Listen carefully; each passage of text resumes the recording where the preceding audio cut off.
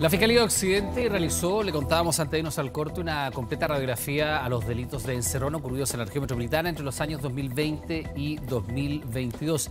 En este periodo, el 30% de las encerronas se ha registrado en una autopista o carretera, mientras que el 70% se registra en alguna avenida o calle principal o pasajes. Vamos a hablar de este tema. Estamos junto a Sergio Soto, quien es fiscal jefe de focos investigativos de la Fiscalía Occidente. Fiscal, ¿cómo le va? Buenas tardes. Muchas gracias por recibir nuestro llamado. Hola, muy buenas tardes, gusto saludarlo. Igualmente, fiscal, y partamos primero por esta caracterización que hacen y la concentración que hay de este delito en las autopistas. Decíamos recién otro antecedente, ¿no? Las autopistas representan algo así como el 7% de la infraestructura vial acá en la región metropolitana y sin embargo concentra un número bien importante de las encerronas, 30%.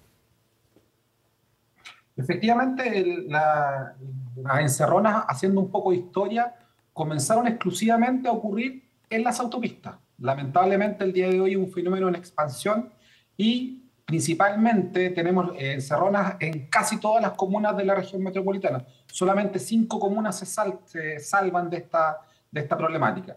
Pero no por ello podemos decir que las autopistas el día de hoy son más seguras. Si lo consideramos, lo analizamos desde el punto de vista de kilómetros de circulación, claramente es mucho más peligroso la autopista porque concentran el 30% en una superficie de traslado bastante menor que en las distintas otras arterias. Claro, precisamente lo que decía, son el 7% de la infraestructura vial nada más y tiene esta concentración tan alta. Ahora, ¿cuáles son los puntos más débiles o que facilitan más la comisión de este delito dentro de las autopistas? ¿Por qué se concentran allí, además de la cantidad de autos, por supuesto, que circulan, un mayor flujo? A ver, porque el diseño de la autopista propicia la comisión de estos delitos. Normalmente las encerronas ocurren en los lugares los enlaces de entre autopistas. Y normalmente en estos lugares de un número de tres vías se reduce a uno. Y por lo mismo la posibilidad de impedir el tránsito de una víctima es mucho más fácil por parte de estos imputados. Y a su vez, la huida también es mucho más rápida, mucho más expedita propiamente de la autopista. Ahora, fiscal, ¿ustedes han detectado, además de estos puntos, de estas 5 comunas donde no se registran encerronas en este periodo de tiempo analizado, han detectado debilidades en la infraestructura propiamente tal de las autopistas urbanas concesionadas que facilitan la comisión de estos delitos y que podrían subsanarse? A ver, como ya lo adelanté, el diseño propicia de una otra manera la comisión. Claro, Ahora, porque de 3 pistas se confluye a una.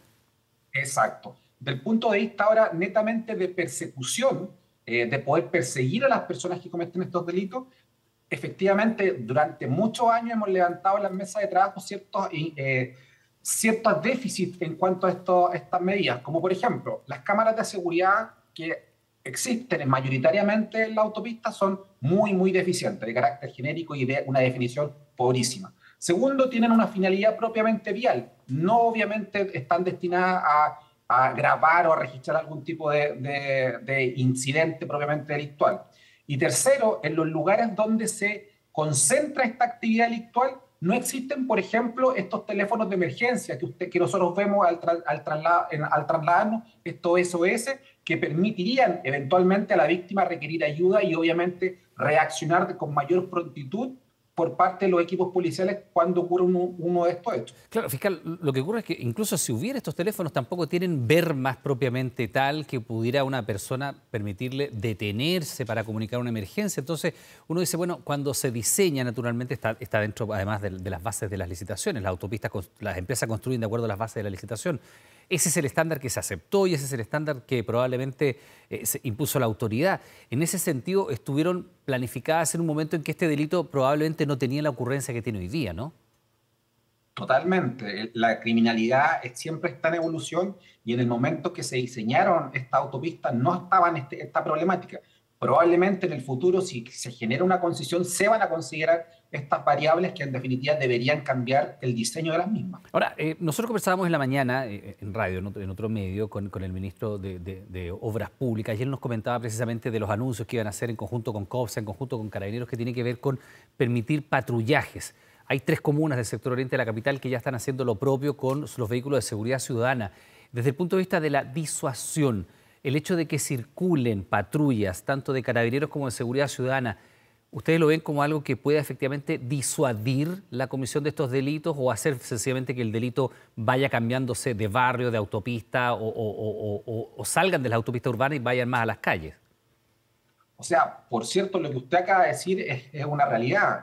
La presencia policial sin resultados de detenciones origina más que prevención el desplazamiento del delito a otras comunas que no van a tener estas medidas de seguridad o directamente el desplazamiento a otras vías locales que en definitiva no cuentan con este tipo de medidas.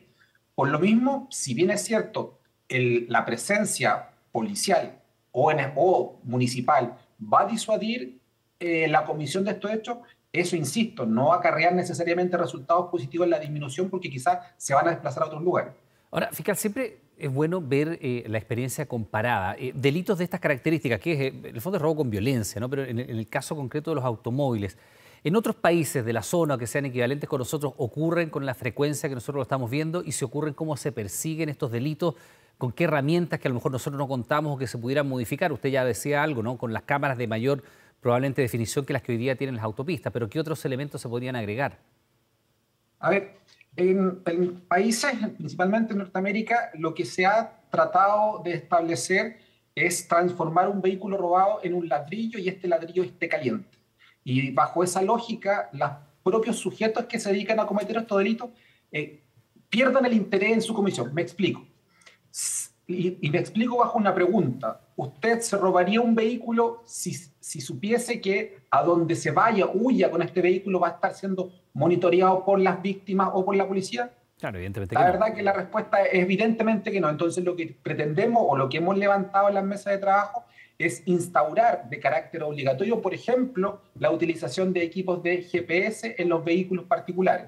Asimismo, por ejemplo, para atacar el mercado secundario de las piezas de los vehículos robados, es marcar las piezas de manera tal que sea fácilmente identificable qué puerta, por ejemplo, qué llanta proviene de un vehículo robado, cuestión que el día de hoy es imposible una vez que el vehículo está desarmado. Perdón, marcarlas y eso sería a responsabilidad del propietario del automóvil, marcar las puertas, marcar los vidrios, porque los motores tienen número de serie, el chasis tiene número de serie, viene descrito en el padrón del automóvil.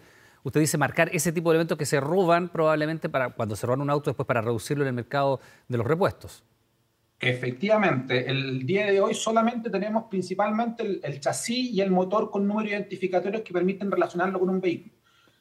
La idea de nosotros, lo que hemos planteado, es que las empresas dedicadas al rubro de la venta sean ellas las encargadas de este registro, de manera tal que el vehículo al momento de comenzar a circular ya tenga registrado en los números identificatorios en las distintas partes piezas que son las usualmente comercializadas en los mercados informales. Ahora, fiscal, también es bueno a lo mejor sacar un poco de la mitología que hay al respecto.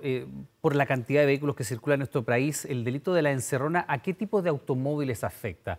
A los denominados automóviles de alta gama, estamos hablando de los precios y las prestaciones, a las SUV, estas camionetas suburbanas que tienen probablemente tracción integral y que son más grandes y que a lo mejor permiten realizar otro tipo de delitos, o afectan a los automóviles más vendidos que muchas veces tienen que ver con el costo del automóvil más que con otro tipo de prestaciones. ¿Cuáles son las principales víctimas del delito de la encerrona?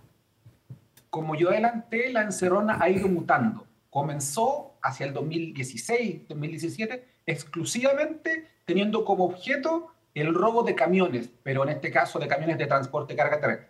Posteriormente, a comienzos del 2018-2019, comenzó a afectar a los vehículos particulares, pero de alta gama, vehículos en definitiva de marcas de lujo, Audi, BM, etcétera. Pero el día de hoy la situación es distinta. De hecho, el 40% de los vehículos sustraídos, su avalúo son inferiores a los 10 millones de pesos. Y además, el vehículo más robado es un Chevrolet Strike, que en definitiva lo tiene la mayoría de la población. Es decir, se ha generalizado incluso respecto del vehículo que es objeto de la sustracción. Ya, o sea, para sacar también parte de los acentos, o sea, no es que el delito de encerrona afecte necesariamente a personas de estrato económico alto de manera principal. Usted dice también vehículos más bien clase media, podríamos decir de 10 millones de pesos o menos, dice usted incluso. O sea, vehículos de gama media y baja, podríamos decir. Todo tipo de vehículo el día de hoy es objeto de la sustracción. No son vehículos de alta gama, no son vehículos de alto valor e incluso más, insisto, se concentra en vehículos de 10 millones hacia abajo, lo cual obviamente es un vehículo de base, por decirlo de alguna forma. Ahora, eso tiene que ver con la masividad, porque hay una diferencia entre que a uno le roben el automóvil habiéndolo dejado estacionado en la calle o yendo a un mall y que usted vuelve y no está el auto, que eso es el robo, a que lo encañonen, las imágenes que hemos visto. Y probablemente nos hemos centrado mucho en este tipo de delito de la encerrona, y ahí sí se ve que afectan a vehículos de más alta gama, o igualmente esos vehículos de valores más bajos también son afectos a este tipo de delito, que es el robo con violencia hacia los conductores o hacia los pasajeros. Lo que yo me refiero es que la encerrona como robo con intimidación o violencia afecta a todo tipo de vehículos. Perfecto. O sea, esto no es vehículos de alta gama, son todo tipo de vehículos y hay que sacar ese estigma. Tampoco que ocurran más en carreteras que en otros lugares, porque si bien las carreteras concentran un número importante, el 70% de los robos ocurren fuera de la autopista urbana. Así es, tal cual. Ahora, fiscal, ¿cuáles son las comunas más afectadas por este tipo de delito? De acuerdo al análisis que tenemos nosotros, las principales comunas son las que están en el lado poniente de la región metropolitana, comenzando con Maipú. Ajá. También tenemos Pudahuel, Quilicura y San Bernardo, que concentran mayoritariamente la ocurrencia de encerronas. Ahora, caracterizando un poco a la persona, al delincuente que comete este delito, llama mucho la atención los testimonios de las víctimas que relatan muchas veces la participación de menores de edad, incluso como los más violentos dentro de estas bandas. ¿Hay una frecuente participación de menores de edad en la comisión de estos delitos? Por cierto, los datos que nosotros hemos recabado nos permiten señalar que de las personas detenidas por este tipo de delito, cerca del 36% corresponden a menores de edad, entre 14 y 17 años, y el restante fluctúa entre los 18 y los 51 años de edad. Son personas que normalmente tienen antecedentes pretéritos. Y lamentablemente el denominador común entre los grupos etarios mayores y menores es la violencia con la que actúan el día de hoy. Antiguamente, la violencia y la intimidación se traducía en la utilización de elementos contundentes, piedras, palos, y obligaban a la víctima a bajarse. El día de hoy, el uso del arma de fuego es el elemento común en este tipo de delitos, y no tan solo para intimidar, sino que directamente para agredir, lesionar e incluso matar a los conductores que incluso ni siquiera oponen resistencia. Caso lamentable, dramático, es de nuestra Tamarita, que falleció a raíz de este tipo de... Precisamente estaba pensando en el caso de Tamara, que ha sido emblemático en este sentido. Fiscal Sergio Soto, antiguamente también se tenía la percepción de que se cometía la encerrona o el portonazo para acceder a un vehículo determinado para cometer a su vez otro tipo de delito. El alunizaje en su minuto, y para eso se robaban las camionetas grandes o vehículos que tuvieran una motorización alta que permitiera huir rápidamente, y también había una situación de que los delincuentes muchas veces se jactaban de estos delitos a través de sus redes sociales, pero evidentemente, como usted nos ha explicado bastante claramente, que no son los vehículos de alta gama los que más se roban, uno pensaría que el principal foco de este delito en lo particular, el robo con violencia, la sustracción del automóvil por medio de la violencia, ¿es para el mercado clandestino de repuestos, para desarmar estos autos y venderlos en los repuestos? ¿Y los autos de mayor motorización o alta gama, para qué se roban? Nosotros hemos, a través de la revisión de las miles de denuncias que hemos hecho, que hemos constatado durante este último año, podemos decir que son 5 las causas o 5 las finalidades que le dan a los vehículos robados. Primero, para ser vendidos por parte y pieza, lo conversamos. O sea, las desarmadurías. Segundo, sí, las armadurías ilegales. Segundo, para el blanqueamiento, que son estos vehículos que en definitiva los reinsertan a través de empresas falsas, creándole un número distinto y se lo revenden a un tercero. Eso, perdón, es lo que se conoció en su minuto como gemelear un auto. ¿Es ese fenómeno? Exactamente. Perfecto. Exactamente. Ya. Tercero, para ser intercambiado como moneda de cambio. Común en el norte ser intercambiado por droga, y actualmente para ser intercambiado por armas de fuego, que es un fenómeno que está o sea, como medio de pago. Se entrega el vehículo a cambio de drogas o el vehículo a cambio de armas. Exactamente. Y por último, que no es menor, los robos que se utilizan para cometer tours delictuales. Los que vemos que estos grupos de sujetos arrasan por todo el trayecto, asaltando lo que se les cruce por el camino. Y por último, la ostentación, el validarse entre sus pares. Y por eso podemos el día de hoy observar en redes sociales muchos perfiles de estos sujetos que suben live, que suben en vivo, claro, cómo están cometiendo estos delitos, cómo están huyendo, y simplemente para los efectos de validarse a nivel de sus pares. Fiscal, usted ya nos decía, el 36% de quienes cometen estos delitos son menores de edad, y eso es una situación muy preocupante. Una parte relevante de ellos además tiene antecedentes previos, nos decía usted.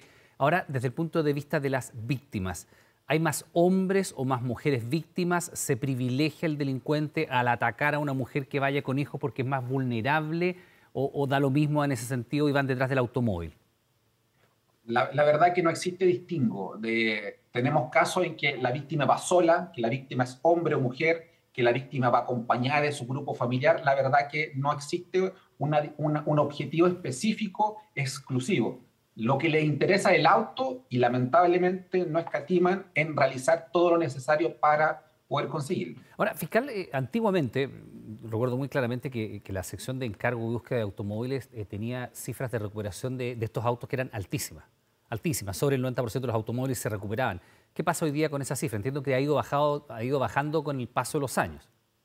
Nosotros tenemos una estadística que, si bien ha bajado, el porcentaje de recuperación es superior al 75%, lo cual da cuenta que el fenómeno del robo por ostentar, del robo por el tour delictual, ha ido ganando camino en relación al vehículo, a la reventa de parte de pieza, porque ahí el vehículo desaparece. Y otro dato súper importante, que los vehículos aparecen en un plazo, dentro de la semana de haber ocurrido lo hecho, de manera tal que nos confirma que estos vehículos son utilizados de manera momentánea para cumplir una finalidad específica, y que no sea la venta del mismo. Bien, pues fiscal Sergio Soto, fiscal jefe de Focos Investigativos de la Fiscalía de Occidente, le queremos dar las gracias por esta conversación porque además nos permite tener una radiografía muy completa de este tipo de delito que lamentablemente ha generado tantas víctimas en nuestro país y que genera tanta preocupación. Muy amable y muchas gracias. Que esté bien. Hasta luego. Hasta luego.